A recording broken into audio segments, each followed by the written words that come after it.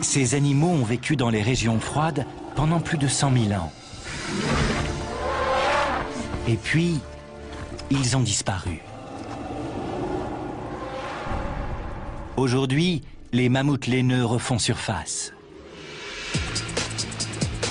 En Arctique, sous l'effet du réchauffement climatique, la glace fond et les restes de ces animaux préhistoriques ressurgissent.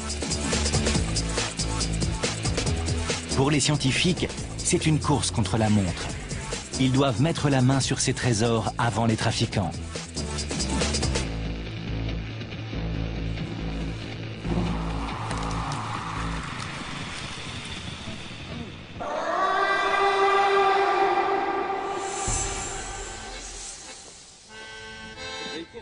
Bernard Buig est chasseur de mammouths et explorateur. Il a l'habitude de travailler dans les régions les plus inhospitalières. Il est passionné par ces animaux préhistoriques. C'est un touche-à-tout qui n'a peur de rien. Ça tombe bien, chasseur de mammouths n'est pas un métier facile.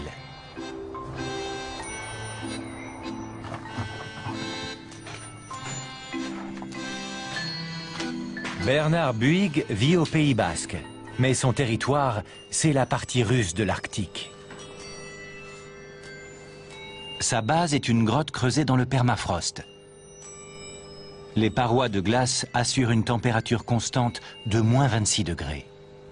Elle préserve les centaines d'ossements qu'il a sauvés du marché illégal.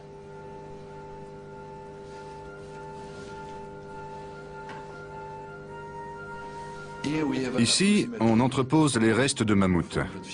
On a entre 400 et 450 pièces. Et chaque os nous raconte l'histoire de l'animal. Il faut avoir beaucoup de chance pour tomber sur un mammouth. Il faut savoir être très patient, être comme un chasseur. C'est assez compliqué à expliquer. On ne trouve pas un mammouth, c'est lui qui vous trouve. Pour les scientifiques, la plus belle découverte serait une carcasse entière. Bernard Buig compte sur son réseau d'informateurs pour le tenir au courant. Aujourd'hui, il prend la tête d'une expédition internationale tout près du cercle arctique, dans l'espoir d'en trouver une.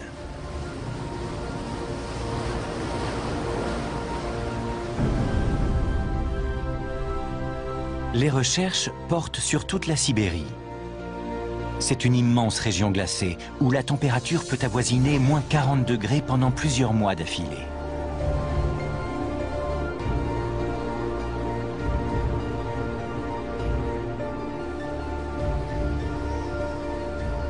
Très peu d'animaux peuvent supporter ce climat. Ce n'était pas le cas il y a 100 000 ans.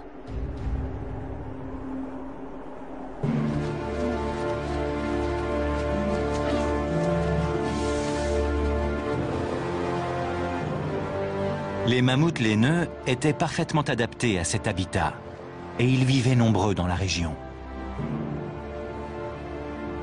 Ils ont quasiment tous disparu à la fin de la dernière glaciation, il y a environ 10 000 ans. Et on ignore pourquoi.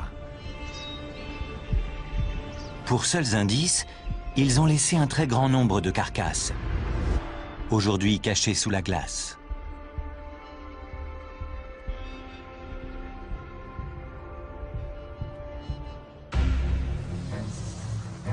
Pour les chasseurs de mammouths, les changements climatiques ont des répercussions inattendues.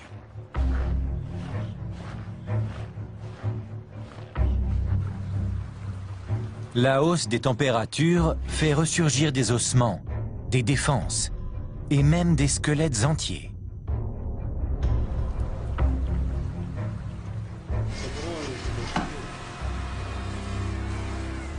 On estime que seul 1% de ces restes est récupéré par les scientifiques.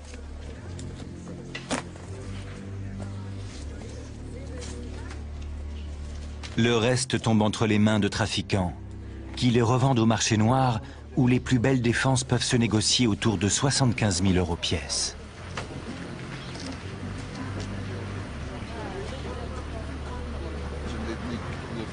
Bernard Buig s'efforce de surveiller ce commerce. Mais sa priorité est de prendre les trafiquants de vitesse.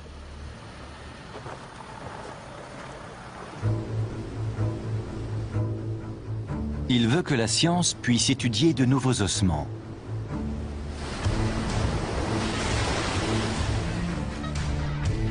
Cette fois, il se rend sur l'île Wrangel, au large des côtes russes, dans l'Arctique.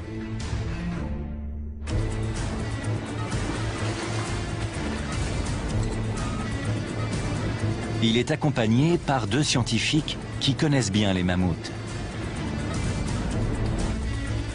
La spécialité du paléontologue Dan Fisher, ce sont leurs défenses. Il les étudie depuis 30 ans et sait les faire parler.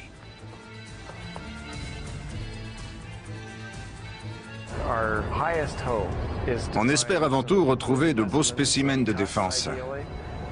C'est l'idéal parce qu'elles contiennent une foule d'informations sur la vie des animaux. L'île Wrangel est au bout du monde. On n'a aucun moyen de savoir ce qu'on va voir en arrivant. Alexei Tikhonov est le directeur adjoint de l'Académie russe des sciences. C'est sa 3e visite sur l'île.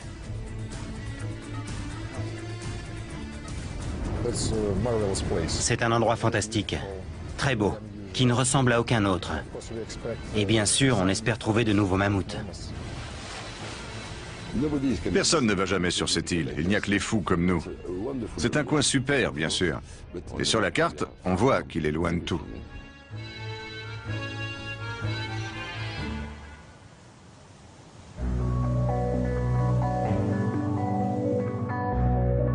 D'après ce qu'on sait, les derniers mammouths se sont éteints sur l'île Wrangel il y a environ 10 000 ans.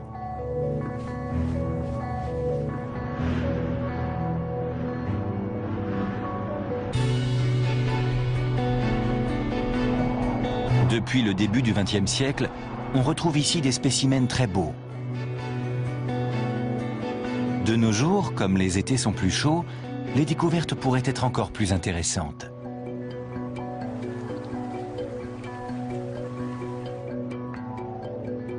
La plupart du temps, l'île est cernée par la mer de glace. Mais pendant 8 semaines, la température remonte au-dessus de 0 et on peut s'en approcher en bateau.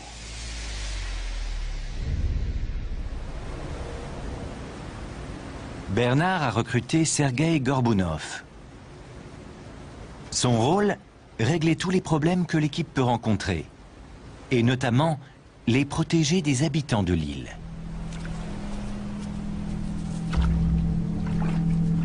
En effet, on y croise de très nombreux ours polaires.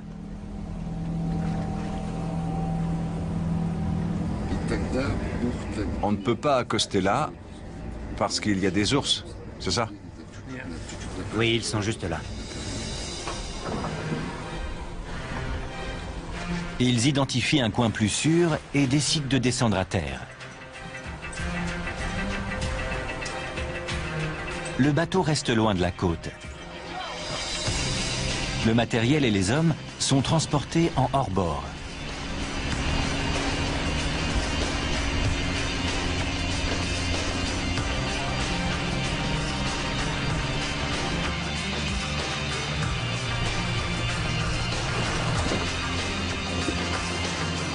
L'île fait 7800 km² et presque toute sa superficie est une réserve naturelle. L'équipe va bientôt se mettre au travail. Mais avant, un garde forestier lui donne quelques recommandations. Si vous ne réagissez pas, l'ours sent votre peur. Il sait qu'il a le dessus. C'est comme ça avec les mâles. Si vous montrez de la faiblesse, vous êtes fichu. L'ours se sent supérieur. Et il vous taille en pièces. Il en faut plus pour faire peur à Bernard Buig. Il est prêt à tout pour trouver des mammouths. Il est loin d'être le premier à se passionner pour ces animaux. Depuis la préhistoire, il fascine les hommes. Il y a 30 000 ans, les premiers artistes les ont représentés sur les parois des grottes. Les mythes et légendes du Moyen-Âge disait que les os de mammouth retrouvés dans le sol appartenaient à des taupes géantes. Au XVIIIe siècle, les naturalistes ont compris que ces animaux ressemblaient aux éléphants. À quelques différences près. Les mammouths ont des défenses plus grandes, une musculature plus développée à l'encolure et une bosse remplie de graisse sur le dos. Ils ne vivent pas sous les tropiques, mais dans les régions glacées, protégés par leur fourrure.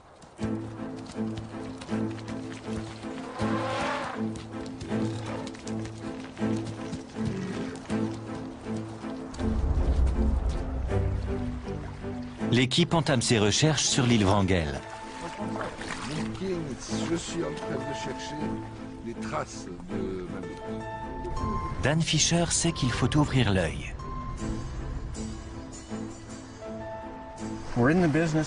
Notre mission, c'est de récolter des données. Le plus difficile, c'est de rester concentré et de ne jamais relâcher son attention. On ne peut pas se contenter de se promener en attendant que quelque chose nous saute aux yeux.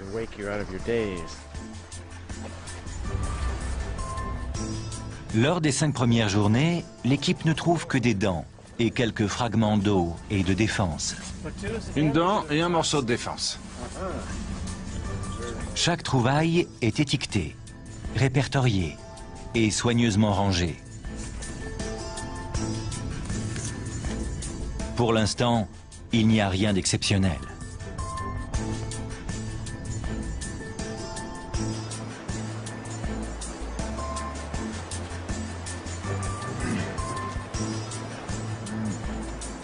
Au bout de 7 jours, tout le monde commence à se décourager. On a fait tout ce qu'on a pu pendant le laps de temps qui nous était imparti, mais on n'a rien trouvé. L'expédition se termine dans 3 jours.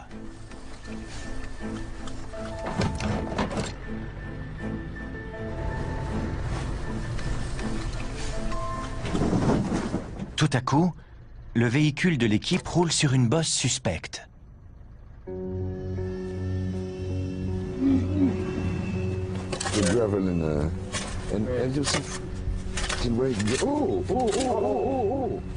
Il faut y regarder de plus près.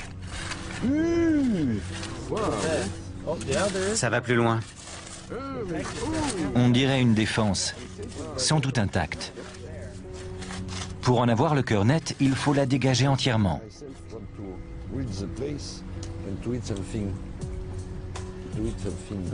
Ça continue là. Il faut la laver dans l'eau. C'est bien une défense, mais elle a été cassée, sans doute au cours d'un duel. D'après la couleur, elle date du Pléistocène. Si elle était entière, elle ferait environ 3 mètres. Oui, ça doit être ça.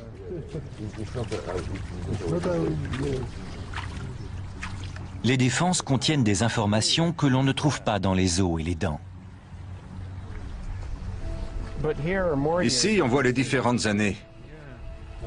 C'est super.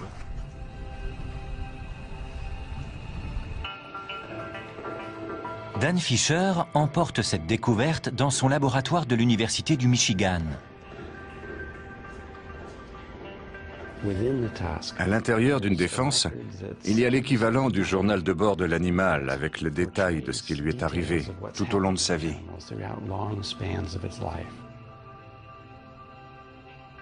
La plus grande défense de mammouth jamais retrouvée pesait environ 120 kilos. On voit souvent des éraflures microscopiques en surface. Peut-être parce que l'animal a gratté la glace et la neige pour trouver à manger.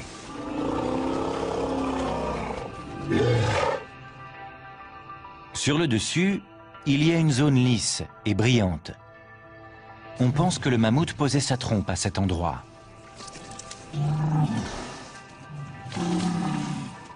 Le plus intéressant, c'est l'intérieur de la défense. Pour l'étudier, il faut découper l'ivoire.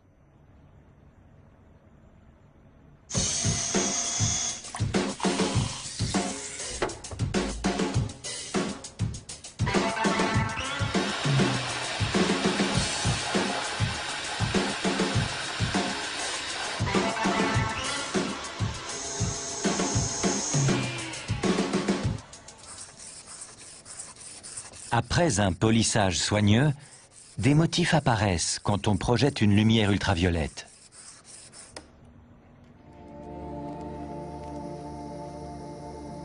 On voit alors des lignes et des zones sombres qui font penser aux anneaux de croissance des troncs d'arbres.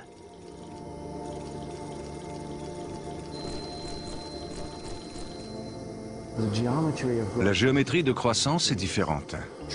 Les arbres grandissent du centre vers la superficie, alors que les défenses, c'est de l'extérieur vers l'intérieur. Les traits microscopiques correspondent aux événements importants dans la vie de ce jeune mammouth.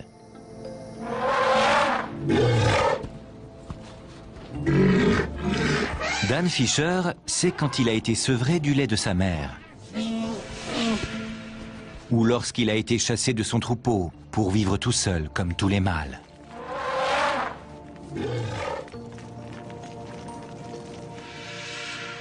Les lignes de croissance plus fines et plus sombres correspondent aux hivers où la nourriture était moins abondante et aux périodes de famine.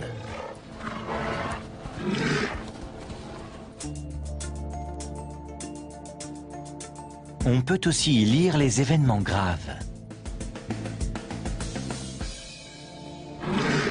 comme l'affrontement du mâle avec un rival pour une femelle.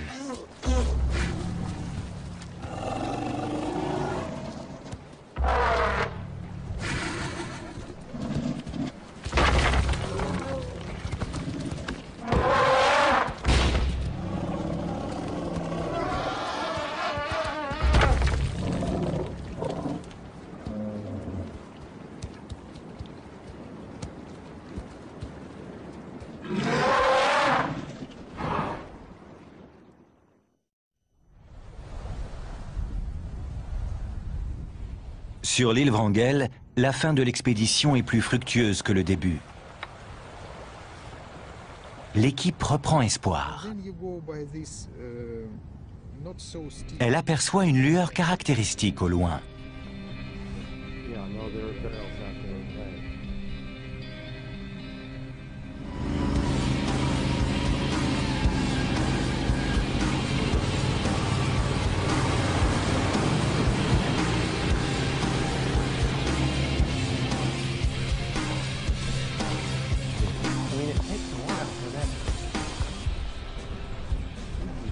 Malheureusement, ce n'est pas la carcasse espérée. Elle est entière. C'est une grande défense.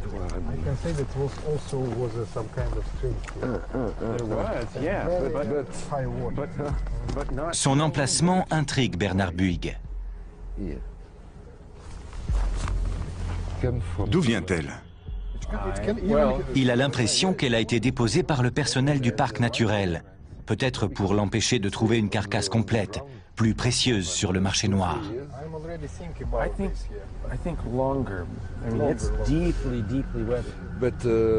Je ne comprends pas ce qu'elle fait là.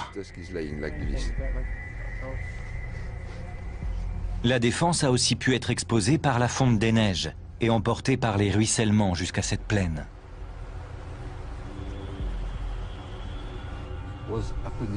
C'est une trouvaille intéressante, mais l'équipe doit quitter l'île sans ce qu'elle était venue chercher.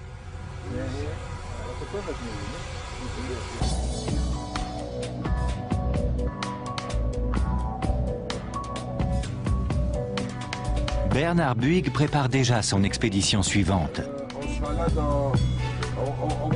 Il espère entendre parler d'une rumeur ou recueillir des informations pour savoir où chercher la prochaine fois.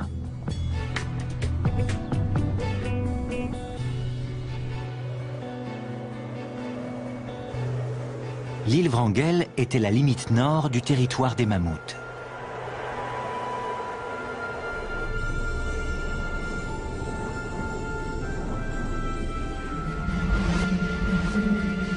Ils étaient très nombreux du nord de l'Eurasie à l'Amérique du Nord. Jusqu'à la fin de la dernière glaciation, ils peuplaient une immense prairie surnommée la steppe des mammouths. Aujourd'hui, c'est là qu'on retrouve la plupart de leurs ossements.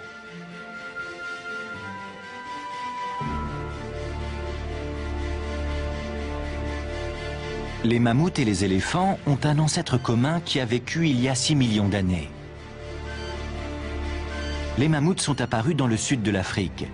Sur 3 millions d'années, ils ont migré vers le nord et se sont différenciés, jusqu'à donner plusieurs espèces. Ils ont traversé le Moyen-Orient pour aller vers l'Eurasie et se sont adaptés au climat plus froid.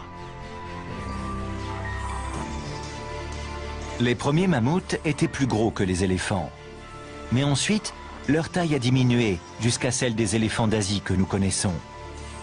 Ils mesuraient 3,30 m de haut et ne mangeaient plus les feuilles des arbres, mais de l'herbe et des buissons.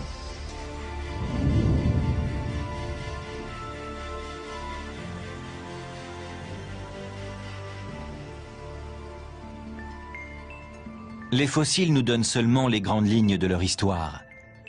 Et parfois, certains spécimens livrent des détails surprenants. En mai 2007, un éleveur de rennes a trouvé un mammouth dans un état de conservation exceptionnel.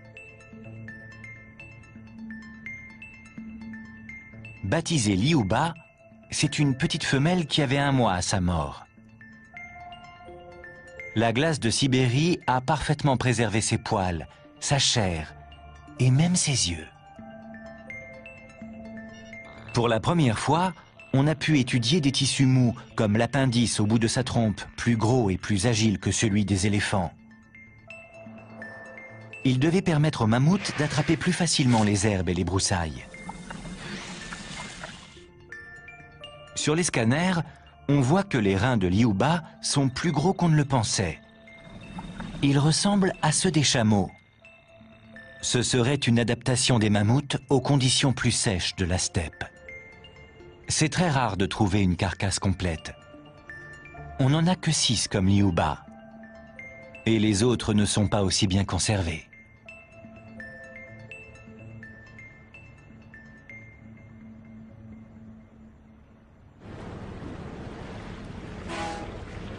Bernard Buig est optimiste et déterminé. Il compte bien exhumer un spécimen entier, adulte si possible. Et justement, il a une piste.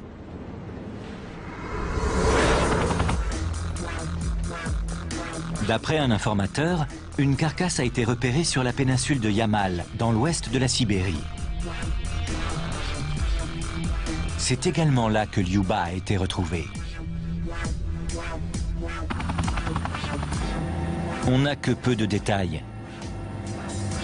Il y a plus d'1 an, un ouvrier des chemins de fer aurait sorti de terre un morceau de chair rose qui appartiendrait à un mammouth. Il dit l'avoir réenterré et il n'en a parlé à personne avant de pouvoir contacter Bernard.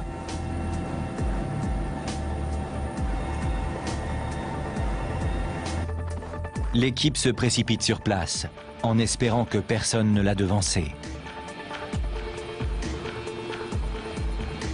Elle installe son campement à côté d'un groupe d'éleveurs de rennes.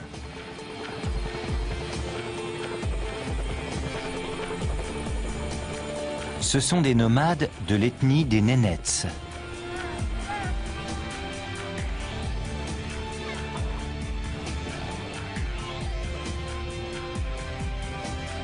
On est au milieu de l'été, la meilleure époque pour chasser les mammouths.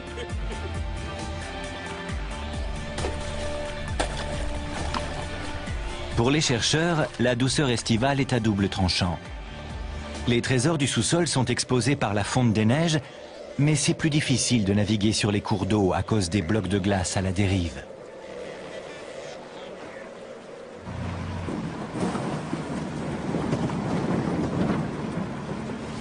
Les conditions sont encore compliquées par le soleil de minuit.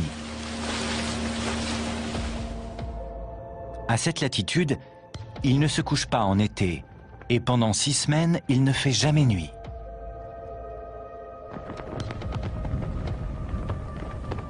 L'ensoleillement permanent est idéal pour scruter le paysage, mais il a des conséquences physiologiques.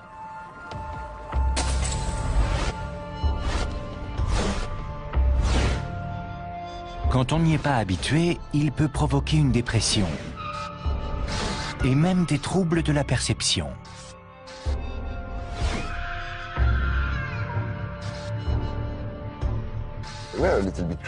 On devient un peu fou, c'est vrai. J'ai déjà oublié comment on était arrivé là. Ce matin, quand je me suis réveillé, je me suis demandé ce que je faisais là. Mais c'est très simple, on cherche des mammouths. L'équipe poursuit ses recherches en profitant du train d'une compagnie gazière sibérienne.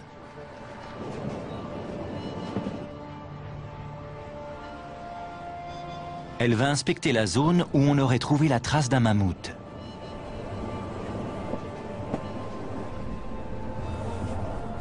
Les indications sont vagues, mais elle parvient à localiser la carrière abandonnée où un homme dit avoir vu une carcasse.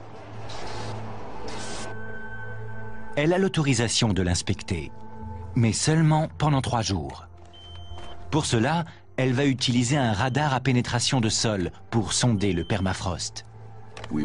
On va le trouver ici, c'est sûr. Il y a bien un mammouth quelque part dans les parages. Bien sûr, je suis impatient, mais je ne vais rien précipiter. Il y a une différence. L'équipe travaille 24 heures sur 24.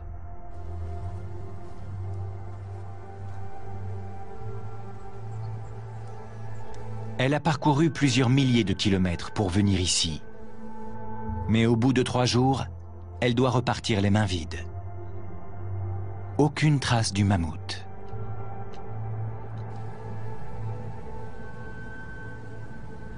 Je ne pensais pas qu'on allait être confronté à ce type de situation. Je suis un peu déçu, bien sûr. Mais je dois rester concentré sur la préparation de l'étape suivante de nos recherches. Parce que je ne vais pas laisser ce mammouth tranquille. On va s'occuper de lui. On verra comment ça se passe pendant l'été. Alors, il est où, mon mammouth? J'espère que tu organiseras la prochaine expédition un peu mieux.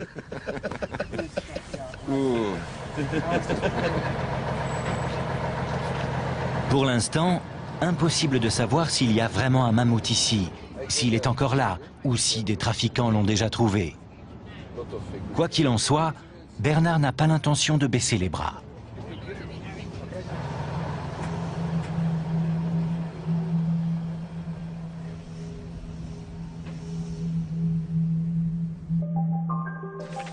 Pendant ce temps, une autre équipe enquête avec des méthodes différentes. À l'université de l'État de Pennsylvanie, des généticiens tentent de déchiffrer le génome des mammouths.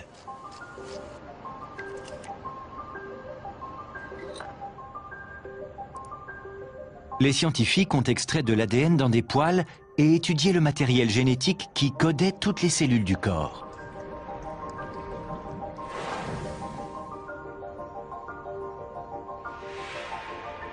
Ils ont séquencé 90% de ce génome. Et leurs résultats réservent quelques surprises, notamment sur l'apparence de ces animaux.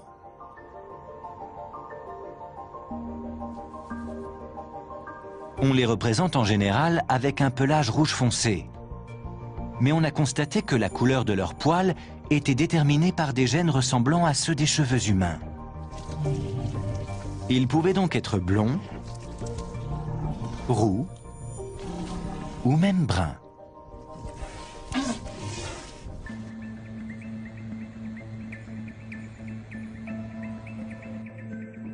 Kevin Campbell est spécialiste de physiologie environnementale et évolutionnaire. Il utilise ces résultats pour en savoir plus sur le sang des mammouths. Ce qui m'intéresse plus particulièrement, c'est l'hémoglobine, la protéine qui est l'ingrédient principal du sang. C'est l'interface entre l'atmosphère et la cellule.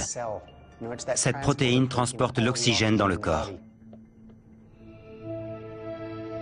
Kevin Campbell travaille d'ordinaire sur des souris pour voir comment leur hémoglobine apporte l'oxygène jusqu'aux cellules, notamment quand il fait froid. Il s'est demandé comment celle des mammouths jouait son rôle sous le climat extrême de l'ère glaciaire.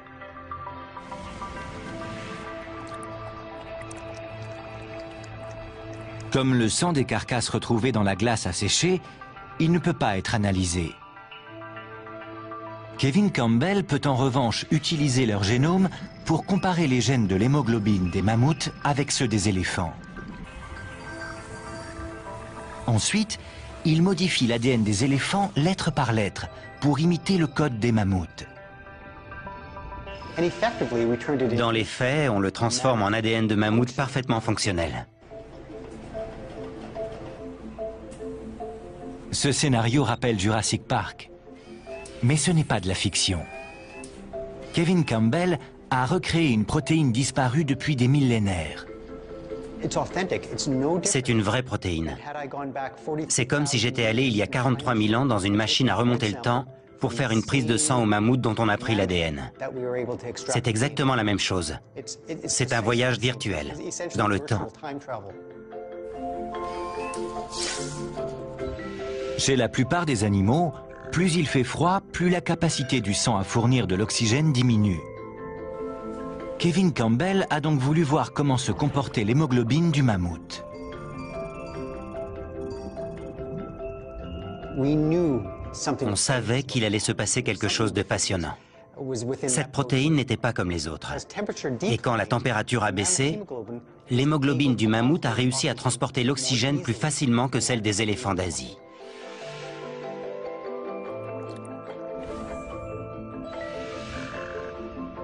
Cette capacité d'adaptation leur évitait les engelures et les aidait à conserver leur chaleur corporelle, ce qui était essentiel pour survivre en période glaciaire.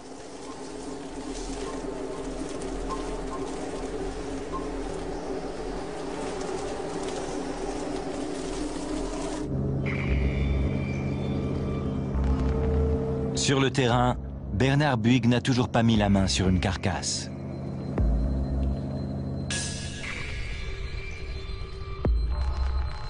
Il est rentré bredouille de l'île Wrangel et de la péninsule de Yamal. L'été est terminé et la glace va bientôt recouvrir le sol. Pourtant, il ne renonce pas. Il étend ses recherches en Sibérie et s'envole pour le lac Boustak, à 4500 km à l'est.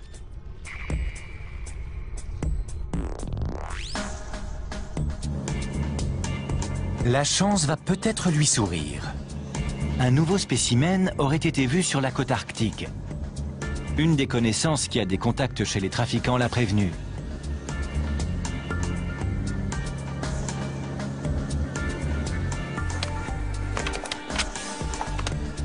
Des marchands de défense qui vendent l'ivoire de mammouth en Extrême-Orient disent avoir trouvé une carcasse gelée.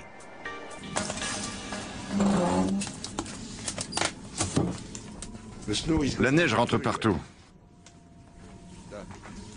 Ils ont proposé à Bernard de l'emmener sur place. Mais le trajet sera long et difficile.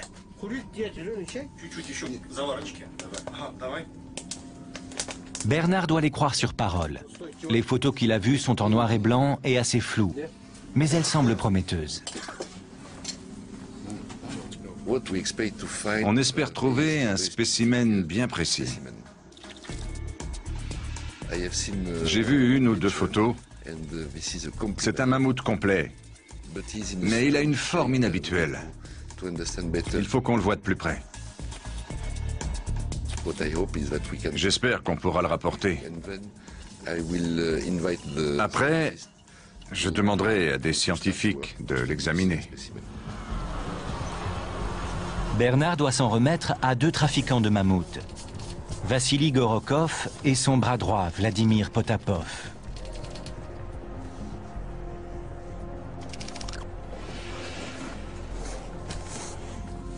Les deux hommes lui ont dit qu'un acheteur d'Extrême-Orient leur avait offert près d'1 million d'euros, mais que la transaction ne s'était pas faite. Bernard a réussi à passer un marché avec eux pour que le spécimen ne soit pas vendu, mais confié au Comité international des mammouths. Une carcasse entière serait une trouvaille inestimable. Mais pour l'atteindre, il faut faire près de 800 km dans la toundra glacée.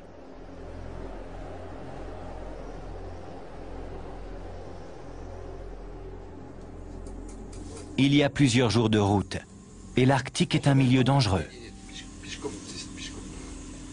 Bernard doit apprendre à être patient. et à faire confiance à ses guides. Alors, Vassili, quel est le plan? On peut aller voir le mammouth? Tout est en place? Pas aujourd'hui, impossible. L'accord passé avec les deux hommes est très fragile. Mais Bernard n'a pas le choix. Il doit gagner leur sympathie. Et en Sibérie, cela signifie prouver son courage.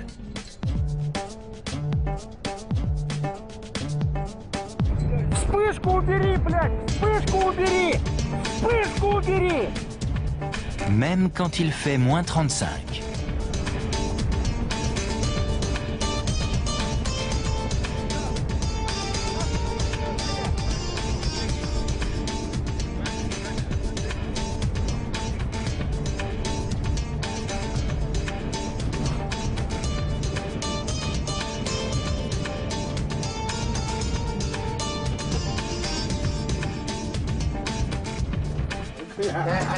Bernard a réussi le test.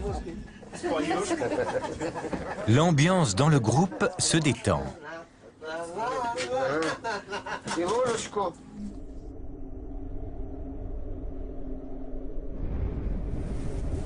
Le départ est prévu le lendemain matin. Mais il y a un problème.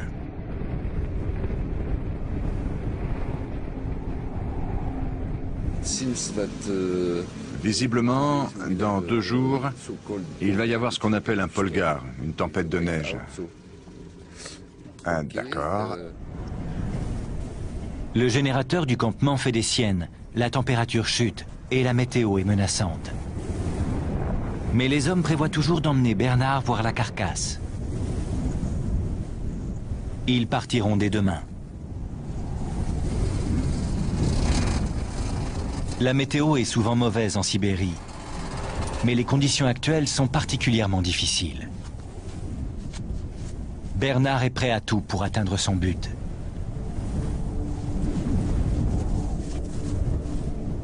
Il pourrait mettre la main sur l'un des plus beaux mammouths jamais trouvés.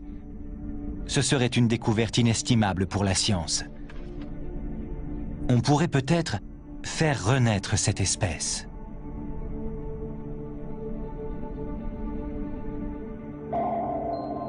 L'idée de cloner les mammouths semble de plus en plus crédible.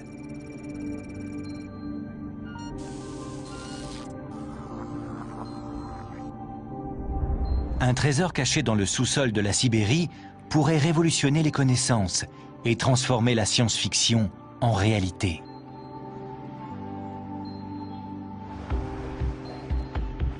Dans la ville de Yakoutsk, le Comité international des mammouths a déjà exhumé un fémur entier.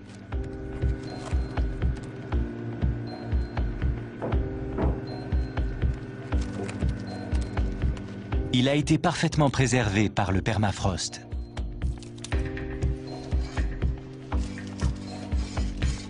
Grâce au gel, la moelle osseuse est intacte et on peut en extraire des cellules avec de l'ADN non endommagé.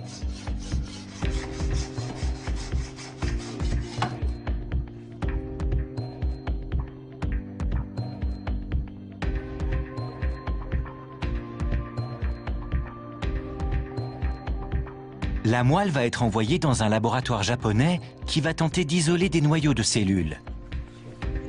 On espère ensuite les implanter dans un ovule d'éléphant, dont on aura enlevé le noyau. Ensuite, on pourra le faire se développer dans l'utérus d'une femelle éléphant.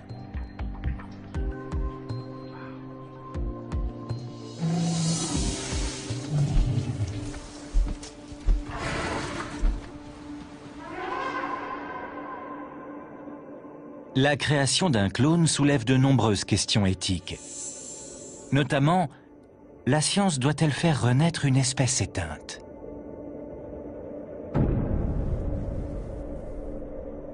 Au lieu de ressusciter les mammouths par clonage, la plupart des scientifiques préfèrent travailler sur les causes de leur disparition.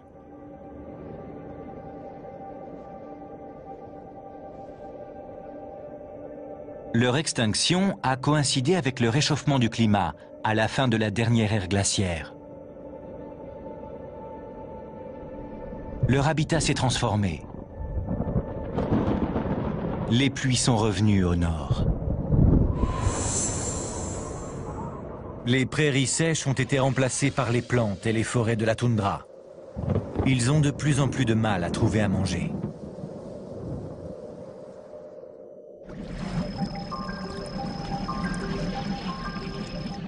Les études génétiques suggèrent que par le passé, les mammouths laineux avaient su s'adapter au changement. Il y avait eu une baisse brutale de population 30 000 ans plus tôt, mais ils étaient ensuite revenus en force. Il doit donc y avoir une autre explication que l'évolution de leur environnement.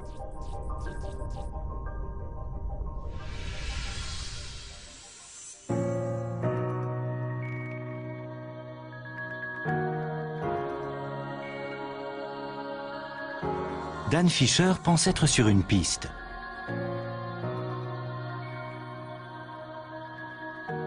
Il a analysé des centaines de défenses issues de différentes espèces de mammouths et trouvé des indices. Il semble que vers la fin, ils grandissaient plus vite et avaient des petits plus tôt. C'est une réaction caractéristique quand une espèce est victime d'un prédateur.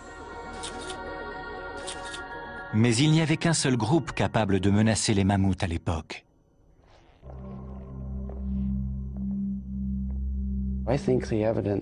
Les hommes, en chassant le mammouth, ont largement contribué à son extinction.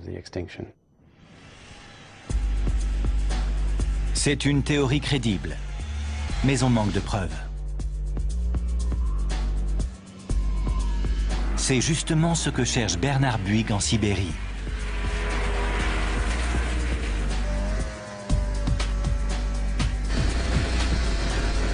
Il espère découvrir ce qui pourrait être le plus beau spécimen jamais retrouvé.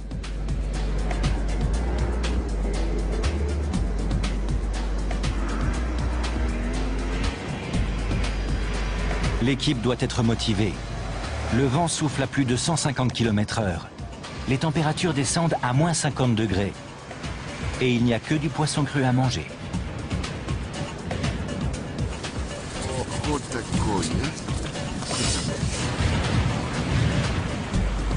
Le résultat n'est pas garanti. Les deux trafiquants peuvent avoir menti ou des voleurs ont pu trouver la carcasse.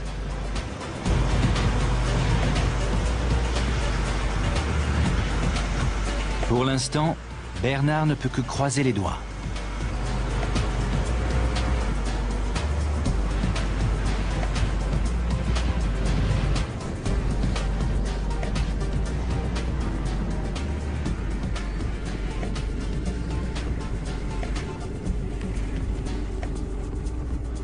Après 2 semaines de trajet éprouvant sur près de 800 km, l'équipe arrive à destination.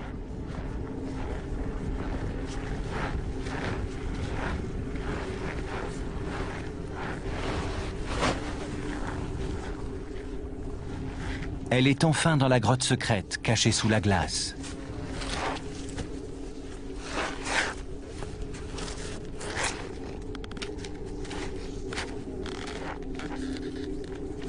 La carcasse est-elle encore là?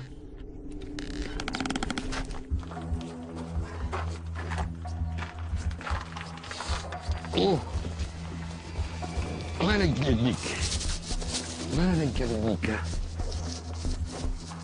А, нет, большой ледник. О.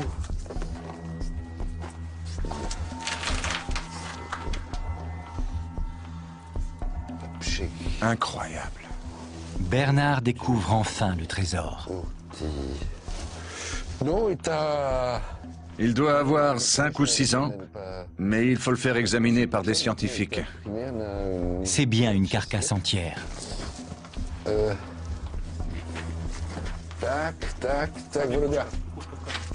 Bernard n'en croit pas ses yeux. Il n'a pas beaucoup de temps. Vassili insiste pour l'emballer et repartir tout de suite.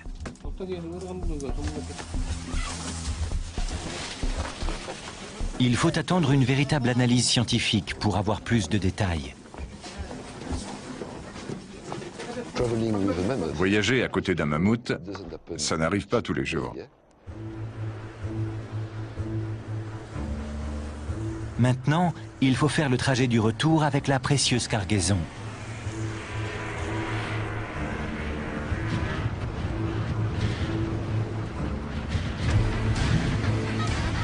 Les hommes sont sur leur motoneige jusqu'à 14 heures par jour. C'est une course contre la montre et surtout contre l'obscurité. Bientôt, la nuit polaire prendra possession de la région et mieux vaut ne pas se retrouver en pleine nature quand le soleil ne se lève plus.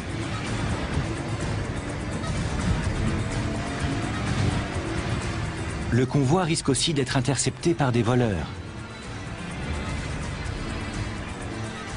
Bernard a hâte de quitter la toundra et de mettre le mammouth en sécurité.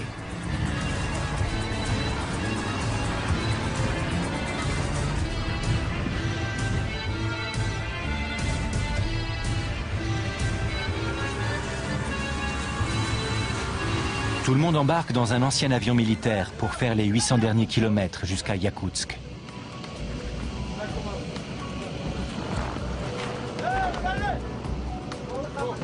Une fois sur place, Bernard pourra se pencher plus précisément sur le mammouth, qu'il a baptisé Yuka.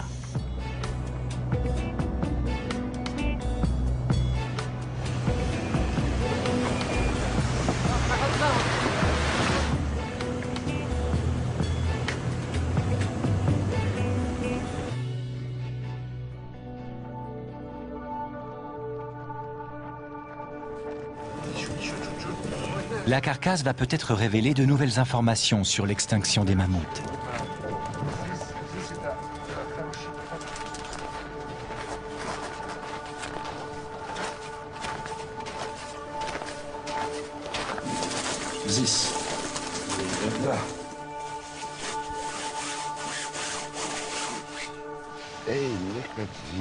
Regardez ça.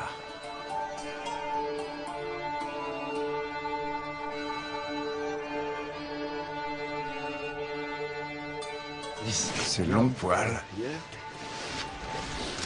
C'est vraiment incroyable. Maintenant que je peux le toucher et le voir en pleine lumière, je vois tous les détails. C'est très émouvant pour moi. J'ai besoin de temps pour réaliser ce qui se passe exactement.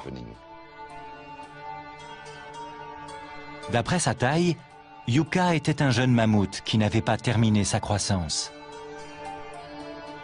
Après des millénaires dans le sol glacé, son corps est contorsionné.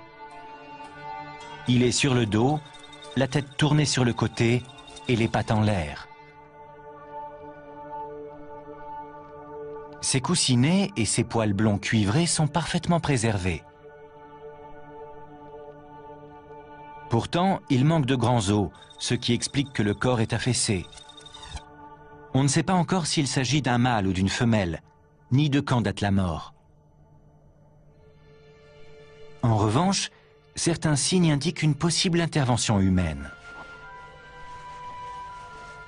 On a beaucoup de choses à comprendre à propos de ce spécimen, parce qu'il a été ouvert sur toute la longueur du dos, et que quelqu'un a enlevé les os principaux.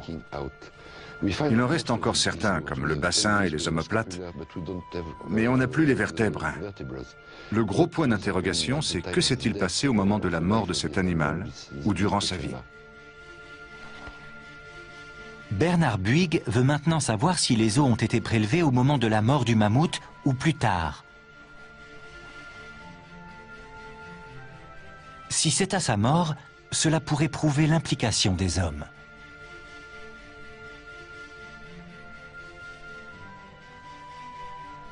Pourtant, cet animal n'a pas été chassé pour être mangé. Il n'a pas été dépecé et sa chair est intacte.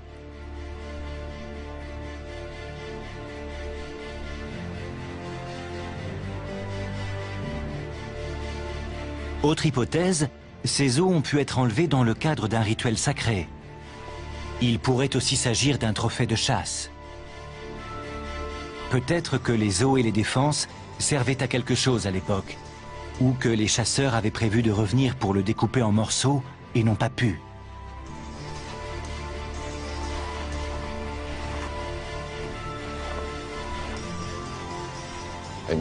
Je suis sûr que l'histoire de ce spécimen est très liée aux hommes, à nos ancêtres.